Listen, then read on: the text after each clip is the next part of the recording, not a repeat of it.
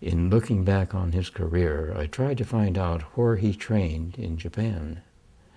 And my cousin in Japan tried to trace also where he worked.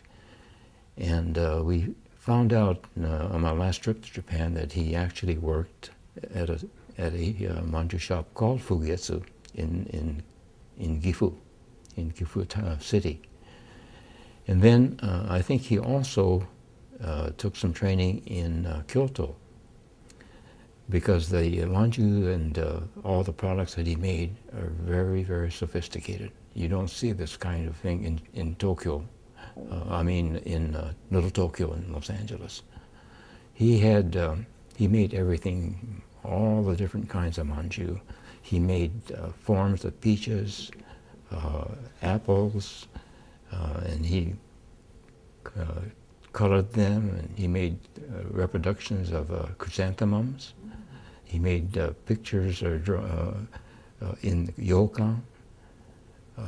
He made all kinds of okashi besides the manjyu, castera.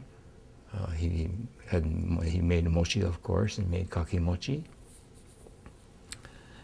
And I remember the store. It was on Broadway in Tacoma. The address I still remember, is 1510 Broadway. Well, the last time I went to Tacoma here a month ago for a Tacoma reunion, this site is now the Tacoma Convention Center, which is right there. But at any rate, I remember the store. He had, I think, 3 or 4 showcases. They were always filled with okashi and manjyu. And at first, we had, the store was there. We lived upstairs in the hotel. And then later we rented a home, as I remember. But of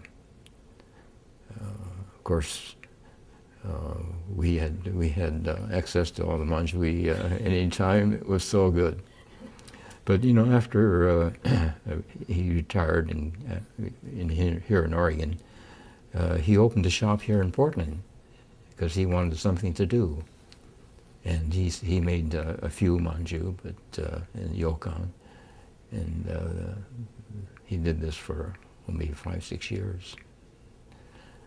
And then, unfortunately, the building was demolished because the freeway had to go through, and he had to quit.